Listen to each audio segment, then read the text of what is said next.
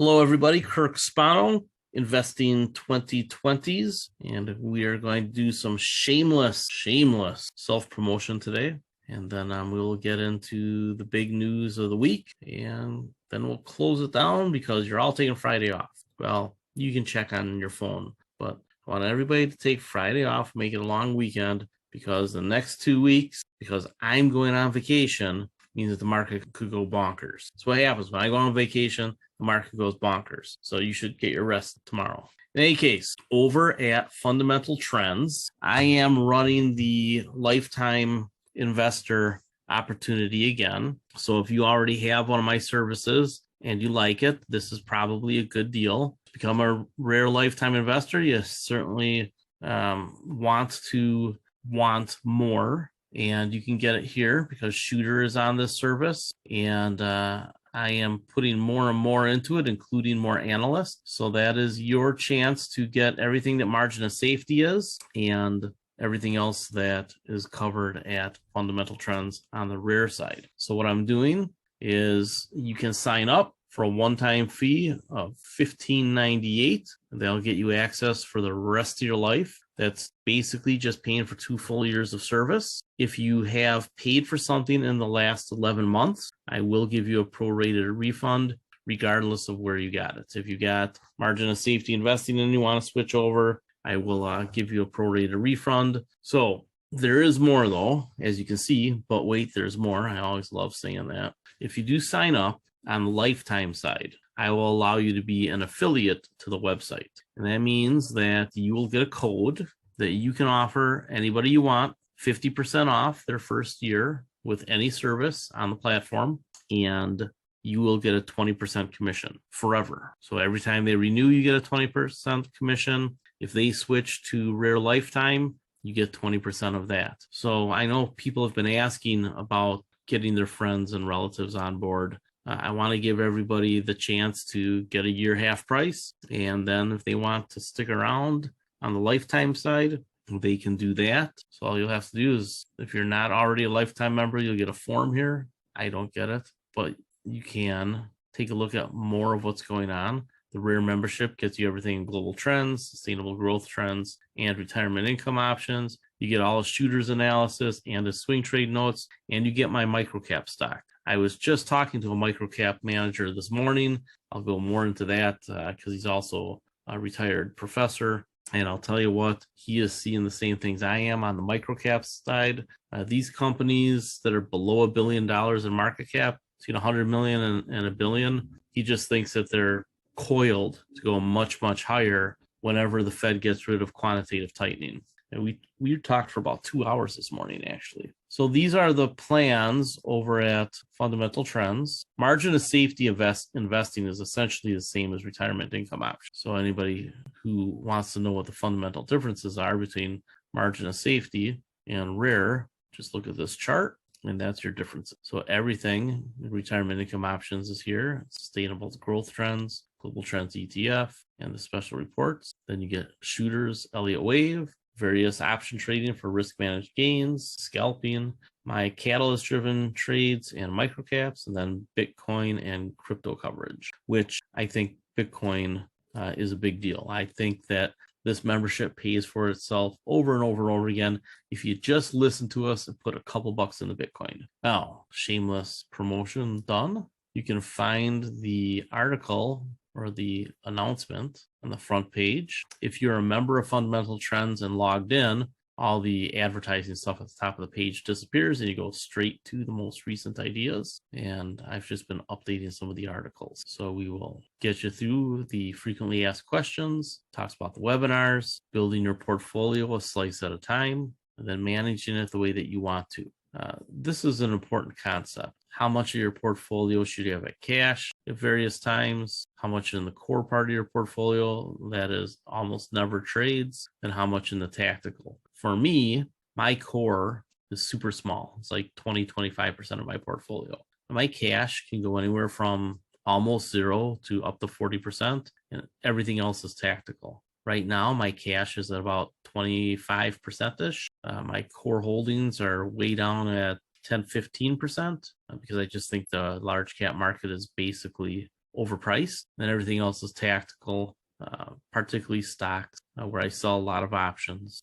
But I just have been focusing on small and mid caps here in the last year or two, and that has finally started to go the right way. So let's talk about the news of the day. This is the macro piece. So let's take a look at macro. We are seeing signs of disinflation. And I know that people ask, what's the difference between disinflation and deflation? Disinflation is basically a falling rate of change in inflation. So if inflation goes from 4% to 3.8%, that's disinflation, falling inflation. Deflation is an actual decrease in the price levels. So if you have inflation going from 4% to 3.8%, that doesn't mean prices are falling. It just means they're going up slower. The underlying inflation measure that the Fed tends to like rose 0.2%. So I'll multiply that by 12 months, and that would be 2.4%. That's not very high inflation anymore, is it? So all of a sudden, we have a two handle on inflation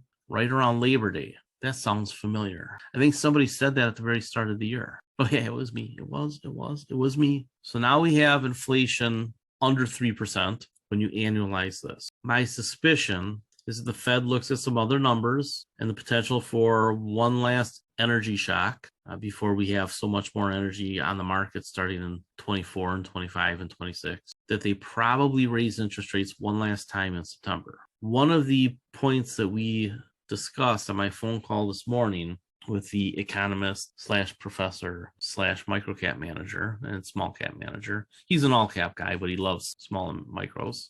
We talked about the quantitative tightening.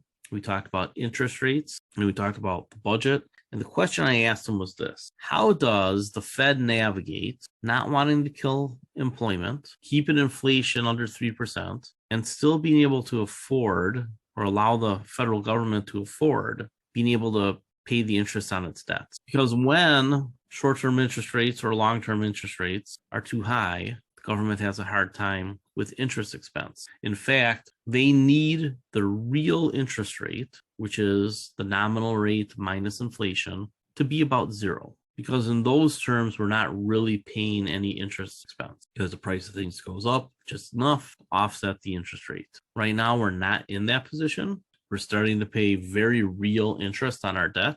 And I want to know, with a third of the U.S. debt that needs to be refinanced in the next 2 to 3 years, how does the government afford that? And there are a couple of paths to that place, but they include lowering interest rates probably next year and into 2025 and 2026. But what if that stoke inflation? I don't think so. I've given my reasons why over and over again. But the thing that you have to watch for, and we've talked about this over and over, is quantitative tightening. If the Fed can lower interest rates without getting rid of quantitative tightening, even if they lower it, if they're not expanding the money supply and they're lowering interest rates, could that achieve all ends? I think the answer is probably, which means that I would expect interest rates to start falling not long after they raise interest rates here in September. I would consider it a major policy mistake if they do not raise rates in September, because I believe that that would encourage troublemakers overseas to try to cause more trouble. I folded into this thesis that President Biden is probably going to try to cut deals with China and Saudi Arabia, not to screw with his re-election attempts. He's going to horse and carrot it. Horse and carrot it. Is that what that's called? He's going to put the carrot out there for them, and we'll see if they take it. I suspect they will. With China, the carrot's going to be, I will give you back some of the things that I took away. You notice in the news today, there was even more controls placed on U.S. money being invested in China and the way that labor works. So I think President Biden goes to Xi and say, hey, let's have a summit. Let's figure some things out. There'll be a deal. And the deal essentially will be giving China back some of the things that we took, really that Biden took. I mean, Biden's been incredibly tough on China, and I'm sure they don't like it. But he won, and it looks like he's going to win again. I know people want to argue with that, but the Roe versus Wade thing made it very unlikely that a Republican's going to win again for a very long time. Until Roe versus Wade is the law of the land again or something similar, you're going to see it virtually impossible for Republicans to win in purple states. So you should have your default setting on Democrats will always have part of government and usually the executive post, because women are smarter than men and they understand that the executives appoint the judges. So if China and Saudi Arabia take whatever deal Biden offers, that fortifies that more, but it also allows the economy to operate more efficiently. Remember, sanctions and roadblocks to commerce are bad for the economy. So if we can help China make their recession, and for the first time in a long time, it looks like China's in a recession, that'll be good for the global economy and for our economy. So there needs to be a deal with China simply for economic reasons, global economics, so that they don't stop growing. Their growth is very important to everybody's growth. India is not going to replace it soon, but they will replace it. Hopefully those lines work in a way that we don't get a horrible financial crisis again at some point. We will, but let's leave it for the next century if we can. The deal with Saudi Arabia clearly will be on energy, and I would propose this thought. MBS wants to win. What does he want to win? He wants Saudi Arabia to be a great nation in the Middle East, to be a leader. And he's already started the watering down process on religion. He uses it where he needs to. But as we saw with the equal rights movement in the United States, with civil rights, once these movements start, they tend to go on for generations, even with the occasional right-wing shifts and outbursts that push back from time to time in horrific ways. Let's always remember where some of the worst things in the world came from, that is world wars and other wars and civil wars, generally right-wing things, and then a few commies on the left. I think you're going to see very pragmatic actions between the United States and China, and the United States and Saudi Arabia that are going to lead to very good things a few years out and hopefully stop a global recession. And that'll be the umbrella that the deals are made, is to avoid global recession, but also understand there's some politics involved here. And so with inflation falling, China potentially in deflation, which would be horrific for global growth, you should expect some good things to happen. If those good things don't happen in the next, I'd say, quarter or two or three, then Houston, we have a problem. And 25 and 26 or even 24 could be pretty bad before the cheap energy, disinflationary healthcare era begins. One of the investments I'm looking at is XLE. We talked about it about a month ago, 2 months ago. When it was down here right around 80, upper 70. I pulled up a chart from Fundamental Trends, and Shooter pointed out that we could see an intermediate long wave at about $75 for an entry, 76. He correctly got the bottom at about 65. If you take a look, he was just barely under it. This chart is from April, maybe. There's a date up here, April 29th, right there. So you go to April, right about here, and the price was middle 80s. You said it'd get down to about 65. Got down to 67 twice. So those were spots where you could have picked it up and traded. Now, I don't like to trade these for these wiggles. I like to find spots down in here to buy, and I didn't do a good job of it because I didn't understand. Again, the Saudi Arabians were the ultimate pragmatists, just trying to make money. Who are they in Star Trek land? They are the Ferengi, and energy just went up, and now it's in another choppy period.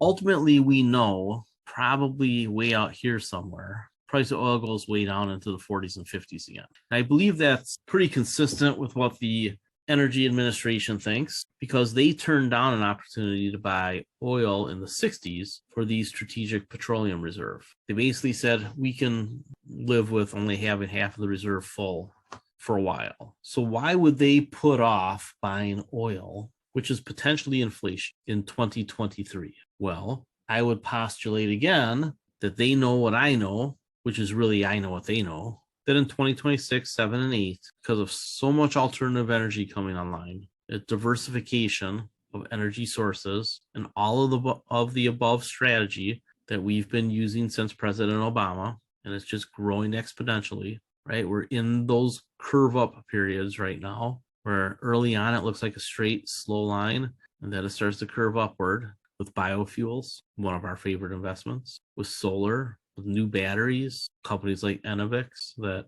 if nothing else, tell you how fast the technology is moving. Companies like Ford, who are going to benefit from the efficiency of batteries improving over and over and over again, the same way that solar did. And you come back to the oil majors, and they're being heavily incentivized on carbon capture, heavily incentivized, just like that little company in California that we're heavily invested in, to the point where by next year, you're going to have any company with a refinery or the ability to do carbon capture start getting money from the government. What is the second step in our 4-step process? We take a look at companies, right? The first one is, what side of the secular trends are they on? Tailwinds or headwinds? You always want tailwinds. And is the government penalizing them or incentivizing them? Clean energy, biofuels, carbon capture, all heavily incentivized by the government in the form of either tax credits or flat out money. Semiconductors, they were just given money, and the government is putting the screws to one of our potential big competitors in China. It's an important step to pay attention to what government is doing. And you don't need to trade these very much, but you can around the edges if you're interested. And Shooter is just a great teacher. And now I'm starting to bring people on the fundamental trends to work with people who want to trade just a little bit more. You don't have to trade every day. Trade at the pace you want to. I don't trade very much. I kind of trade quarter to quarter, not day to day or week to week or even month to month. And what I hope is that my long trades just keep going up for over a year, because that's better for tax. If I can make 20 or 30% in a quarter, sure, why wouldn't I do that? Very often we can do that by selling cash secured puts into a rally. Remember, high volatility leads to high option premium. And right now, volatility is falling again. At least today it is. But it looks like the little pop that we had last week is for last week. Maybe it comes back next week. Again, I'm getting ready for vacation, so it's very likely. I believe that's my number one trading signal. If Kirk goes on vacation, volatility goes up. It's all based on me. When I take a look at XLE, it looks like the trend wants to be up with any narrative at all, but it's still facing the long-term deflationary cycle. So the question for the next few years, before we start seeing more clean energy, is how does this play out? Because it's very important in the inflation picture. In the short run, next year or two, but specifically the next year, I think the federal government, people running for office in particular, want to know what oil is going to do because it has such a huge impact on inflation, even today. That impact is falling slowly, hasn't fallen off a cliff yet, probably will in the 2030s, once almost every car being sold is an EV. But what do these companies do short run? The boomers still believe in them, so they're invested, collect their dividends. That's all they talk about. I have a dividend now, I don't care about tomorrow. And I will celebrate the past. I think if we get a pullback into the 70s on XLE, you probably get a bit of a margin of safety and you can buy it. I have a very small position in it now in the 401k, mainly because I think that this is going to be choppy for a while, the next few years. But the potential for a price spike is much higher than the potential for a price collapse. So you basically have choppy with a dividend, not the ETF, but some of the underlying stocks, choppy with a dividend that can be traded a little bit.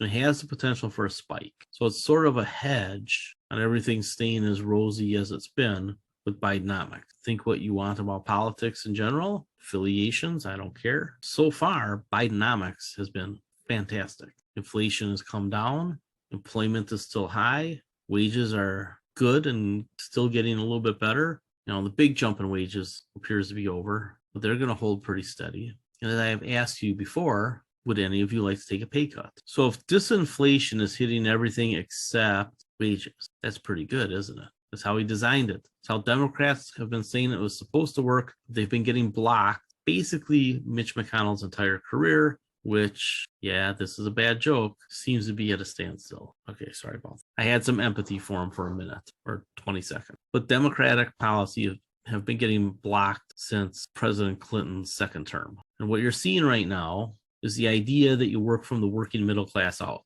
versus from the top down, right? Working middle class being the core of the economy versus trickle-down economics from the top. I can explain that in long form if you'd like me to. I know you're not interested. And that's another reason why Democrats probably do very well next year, unless we suddenly get a horrible recession on an event, which would probably only happen if China and Saudi Arabia really wanted to go after President Biden. But I think they're pretty smart, even if I don't agree with their motives. And they know it'd be hard to bump millions of people from being employed by next year. And that Roe versus Wade really was probably for Republicans who are trying to get elected a Pyrrhic victory. And I had this long discussion about energy and politics and demographics, and the way to look at things, because somebody specifically asked me, hey, if Republicans win everything next year, what happens to biofuels and clean energy and carbon credit and the carbon credits in the tax code? Can the Republicans just stop everything? Here's my very simple answer. No.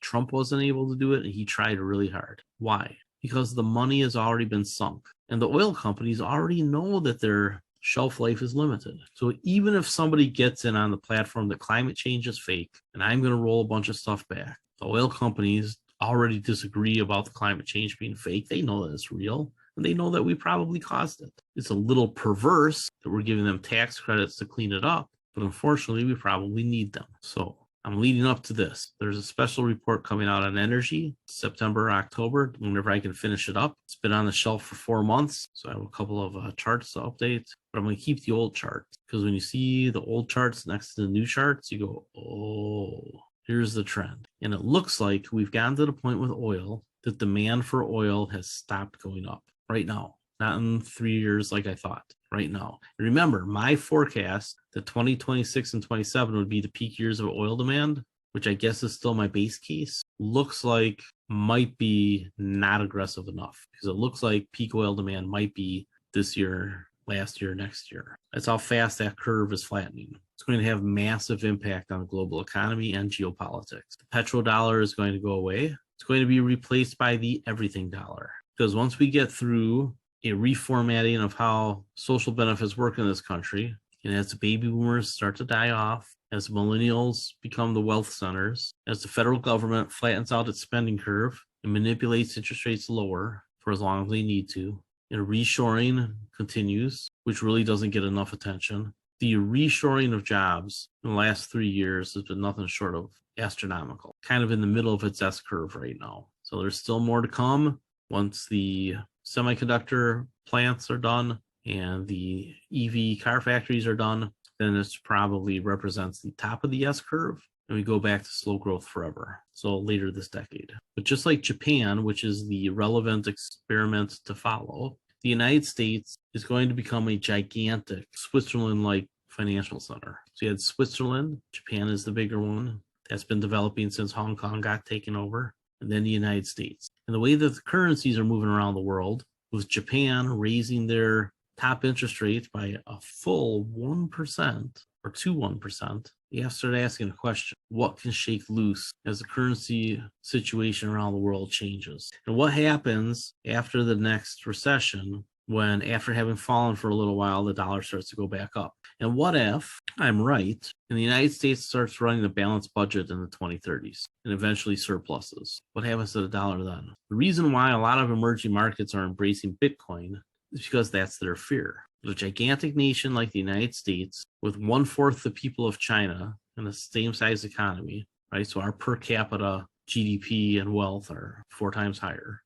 I think it's more than that, but you get the point. How strong can the dollar get the next time it rallies? My answer would be pretty freaking strong. And that's horrible for emerging markets. And it's a shame, because that's where all the growth is, the potential growth. They need a way of not letting a strong dollar hurt their economies. And there's 2 ways, just 2, at least in the intermediate term, the next 5-10 years. And that is have a hedge against the dollar with some sort of commodity-like asset that in an emergency can be used like money for international trade and other international transactions. I'll call it Bitcoin. That's what they're investing in.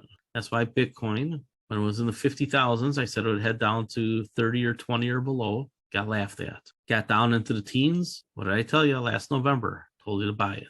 Not many retail people bought it, but the emerging markets had a summit with 61 countries, and they talked about it. Since that summit with the emerging markets, Bitcoin's basically doubled. Remember, these are poor countries. They don't have a lot of money. Somebody asks, what about gold for emerging markets? Gold is shit. There. Get gold out of your mind. Base gold strictly on supply and demand. It is shit for trading. It's always been shit for trading.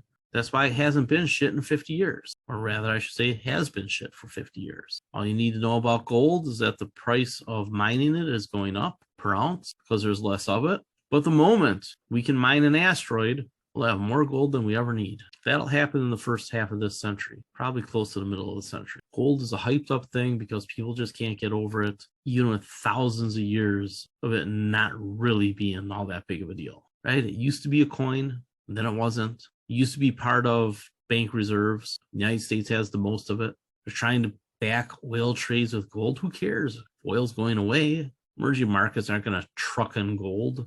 And if they have a mine, they'll keep some, but they need to sell it to finance themselves. You know what they buy with it? When they have a couple extra bucks, they buy Bitcoin. Again, it's an international currency hedge. That's what it is. It was originally for money laundering. Now it's more important than that, because the biggest money laundering in the world has been the strong dollar, really the petrodollar. It allowed us to not have to borrow as much to finance our huge growth compared to the rest of the developed world, and made Saudi Arabia obnoxiously rich. So when MBS was born on third base, he talks like he hit a triple. He can go all the way back to the deal on oil and the US dollar in the early 1970s. And that's why he's trying to change the way that they're structured in their economy, because he knows that his legacy will be based on what happens after oil. So you can listen to the people who are like, oil forever, man. Oil, we're going to be using it for the next 1,000 years. We'll just make more dinosaurs. It's not true. All these commodities are tied together. You want a commodity that's important? Stop looking at gold. Start looking at wheat and corn and soy. Those are the three most important commodities on the planet, I guess, after water. I talked about that professor this morning. He's been a commodities licensed since 1979. And I asked him, I said, I have a question. With corn going away for ethanol, that frees up fields that weren't used for food. Corn prices have come down this year because a lot of it was planted and it didn't get washed away by anything or destroyed. We're actually going to have a very good corn harvest this year. What happens next year if less corn is planted and things get a little bit better in Ukraine, which is a big producer of wheat, right? Different needles move in different directions. So we'll see how that goes. I don't know if Ukraine improves much by next year, but it sure would be nice. That means that Putin is dead, or in a building somewhere not allowed to come out. Either one doesn't matter, as long as he doesn't have internet. So I come all the way around to Bitcoin in this discussion. I wanted to lead you there. You need to buy the dips on Bitcoin. It's probably going to be over $100,000 in about 3 years. There's a huge cycle coming based on the halving that's coming up. Halving or halving, not sure how you say that. And with emerging markets accumulating it and family offices dabbling in it, and BlackRock, there's the big one. This is the big one, folks. When BlackRock gets its Bitcoin ETF, its physical Bitcoin ETF, the rally is going to be enormous because a lot of people are going to put a couple percent into their IRAs, their retirement plans. It's the only reason that I still use ARKW. It's because of that Bitcoin exposure and linkage, grants and companies, so that it's easier for me to use. For you, I still like GBTC if you need to put it in an IRA, or just buy Bitcoin outside of an IRA. There's no reason to use GBTC outside of an IRA because you can just buy Bitcoin, which is the better deal. All right, I would like to talk about Rare Lifetime again, some of the things that you get. Now I want Teresa to come on, so I'm going to make her live. Teresa is going to be one of our new analysts if she accepts the position after she goes through the training. I really am hoping that she does. Teresa, can you hear me now? I can, yes. So folks, if you're on margin of safety investing or on fundamental trends, you know who Teresa is. She writes the weekly chat review for me. I pay a couple $100. It was a quarter and bump that up to every month now. She has been trading her own account for how many years now, Teresa? Probably 4 years. 4 years. Can you tell folks your story about how you came to doing that? Well, mostly wanting a change of pace, I guess. Combined with a father who is a very prolific investor and trader. So with his encouragement, I did the jump, but I have a financial background, so it wasn't much of a leap to, and I'm pretty mathy, so it wasn't much of a leap to do that. Okay. And your learning curve, now you've been with us for a while. I think all 4 years. I mean, when did we meet? Did we meet in 2019? Oh, gosh. Yes. So it would have been fall of 18, maybe November-ish. Okay. And then you came to Vegas in 2019, was that, or was that 2021? Is it 2 years ago? Wow. Yeah, COVID had happened. So it must have been 21. Must have been 21 at the Golden Nugget. Yeah. So I had Yep. her and a couple other people met me in Vegas. Eventually, we're going to start doing a annual investor meeting in Las Vegas in June, but haven't gotten around to it yet. It's when I can tolerate being in Vegas for 6 weeks in the summer. That's when it'll happen. Otherwise, I guess maybe it could happen in January or December. Probably January would be the other time to do it, and then we'd meet somewhere else that's warm. Maybe South Florida, maybe Puerto Rico. I don't know. It depends where you all want to fly to. Any case, so you're working with Shooter now. We bought you the same software that he has. Tell us how you're incorporating some Elliott Wave into your own process. I know that you trade some futures. I took a look at your essentially your business plan for trading. Everybody, if you're going to trade, you should have a written out plan, just like any business that you'd start, right? So trading, and even if it's swing trading, right? I have a written out plan for the longer term stuff, but if you have 25 hours a week to be in front of a computer, 25, 30 hours a week to make trading an integral part of your income, you have to have a plan. So tell us about your plan.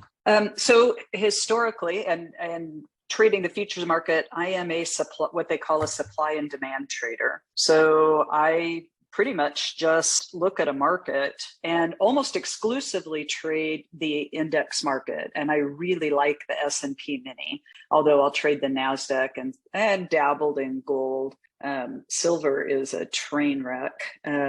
Anyway, supply and demand, basically look for a trend on a chart. It's really pretty simple, very visual, and buy when price is hitting a demand zone, so meaning where you've seen a lot of buyers enter the market, and then sell the same on the other side of it. But exclusively with futures. But then I started to incorporate supply and demand in when I hooked up with you, Kirk, and the equity and managing my portfolio with your analysis. And gosh, the supply and demand stuff really paid off and works really well with those equities. So I started using just always charting your equity, the VSL, the plug and play list on my supply and demand charts. And it's been a really big help. At times, it's been a really big help because, of course, margin of safety is about long-term position trades. And sometimes some of those get a little shorter term. So the supply and demand has been a big help there. But now I've been following Shooter for a while now. What has he's been on for a year and a half, maybe 2 years, however long it is. Yeah, okay. About 2. So I've been following him actually very, very closely. And because I'm familiar with Elliott Wave and use Elliott Wave in what I do, but it's not nearly as scientifically as what Shooter does. And I've read the Elliott Wave books and all that jazz when I got into supply and demand. But now with, so I take Shooter's analysis, and then I visually place that on top of my supply and demand trades. But now now that I've got the Motive Wave software, I'm starting to work through that, just how it works, how it's identifying the trades. And it was very interested to look at XLE today and see how it lined up with supply and demand zones and all that stuff, because it all lines up. And then when supply and demand comes in, it just gives a little higher conviction sometimes for some of those trades, but it lines up. It's interesting. And there's a lot of confluence in these methods. Right. Confluence is an interesting word that you use there. So I know some other big time traders, and confluence of different indicators is usually at the top of their list, right? If 3 or 4 different methods are all saying the same thing, then that means that's a really strong trend. Yes, like your XLE, looking at that and looking at a price around $80. Wow, there's some confluence hanging around there. Right. So little higher than 80, but yeah, yes, right, very useful. So it could chop or it could surge is the way I see that. I think falling off a cliff is, pretty low probability. So when you get something that's going to basically stay even and kick out a little income, and drift higher, but has a chance to really break out without a lot of that breakdown risk, that's a neat thing to look for. That's where you find margins of safety, is where you have asymmetry between upside potential and downside risk. So that's the way I've worked my entire career. And I've been loosely using Elliott Wave as an overlay for 20 years. I'm not into it nearly as much as Shooter. He is multiple level. I guess I'd be like a double A Elliott Wave guy, and he'd be like a Hall of Fame guy. But I overlay that on my supply demand stuff. I sent you that book on Wyckoff and volume weighted analysis. And that's essentially what I've been doing a very long time. I make mistakes. Sometimes the underlying demand zone is not where I think it is. It's a level or two lower, because things sometimes just get that bad. Like with COVID and the end of 2018 and in the financial crisis, there are times that, we break things and we go through levels of support that we did not think that we would go through. So that'll happen once in a while.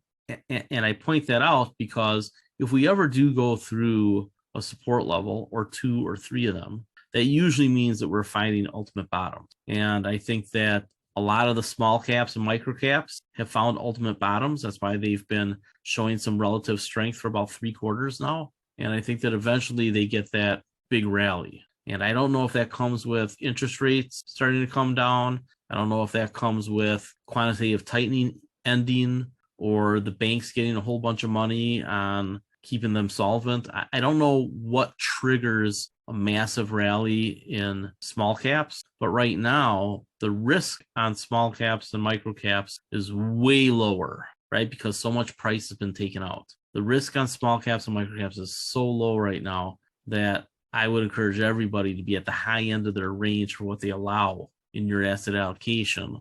That's interesting that you would talk about that, because when I trade, the very first thing I do is establish what would price have to do to prove me wrong. Yep. And if I'm trading a short-term trade, that's where I put my stop, and I'm just going to get sold out if I trade through that.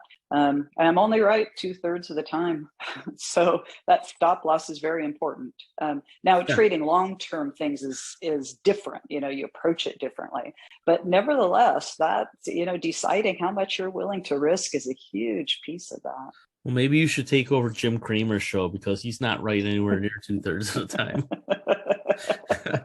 So anyway, folks, if you'd like to join us over there, I do think the insights you get, even if you don't trade a lot, I think the insights at Rare with Shooter and with Teresa, that's where they hang out. I think I'm going to see if Teresa wants to hang out on the Global Trends ETF a little bit more, if she's willing to pick up more of the list. I think it's worth it to you. I mean, for $1,600 one time, if you already are into us, that's great. In the future, I will not be offering the lifetime to the public anymore. It'll strictly be as an upgrade feature when people are coming up on their anniversary dates. So if you're at margin of safety, you're not going to get those notifications. So this is probably your last chance to get a public notification. I mean, maybe you send me an email at some point, but I'm not going to publicly do the lifetime memberships anymore. It's strictly going to be an upgrade feature for existing members who have become convinced that they want to stick around long term, and become a part of the affiliate network. So the only people who can become affiliates are lifetime members, and I'll probably hire a couple of people who are just marketing people. But beyond that, I want people who are looking to help build this tribe, right? That's an old turtle trader term, is your trading tribe. I've never really thought of it entirely like that, but investing groups benefit when you have a lot of good people in there sharing ideas, saying, hey, this is what I came up with. What do you all think? And then you offer your input when other people ask. And I think that we are at a point right now that between the macro that I'm doing and Shooter let's face it, this guy is so smart that it bothers me a little bit because I'm not always sure that I'm the smartest guy in the room anymore. But he's really good at what he does. Teresa, Teresa, as you get to know her, I mean, your background kind of blows me away. It was Peru. How long were you in Peru? We were down there for 10 years. Yeah. I mean, 10 years, working in Peru, helping people. You're just down there helping people, right? That's that's what we did. It was fun. It was a hoot. Yeah, I bet. I mean, it's essentially missionary work, but but it was you focused on the farming. Yep. Did you do some of the water projects too? We had a dairy farm. That was one. We did a lot of things. We had a garbage removal project. We wound up with a dairy farm. That was only for 4 years. About 3 years out of it, we had a dairy farm. No, we did a lot of things. So you put in a well or something, I remember. We were in the jungle, so there's water. So It's putting in ponds and stuff like that. Oh, okay, gotcha. You can't do everything, but man, I hear somebody's background like that, I'm just like, wow. One of our subscribers, he's a doctor, and he heads out to Africa every year to help there. And just some of the things, and some of the people that I'm going to be camping with next week, some of the things that they do, going around the world and here and in America, it's neat stuff. So this is the type of group that I'm trying to put together, is folks who are just trying to be the best investor they can. They have some life experience, and if you're younger or haven't moved around as much, and you want to hear about it and share stories, there's plenty of room for that. So anyway, for folks who want to sign up, it's available probably into September. The article's up. I won't ever take the article down, so it'll be floating in there somewhere. But otherwise, yeah, it really won't be offered again.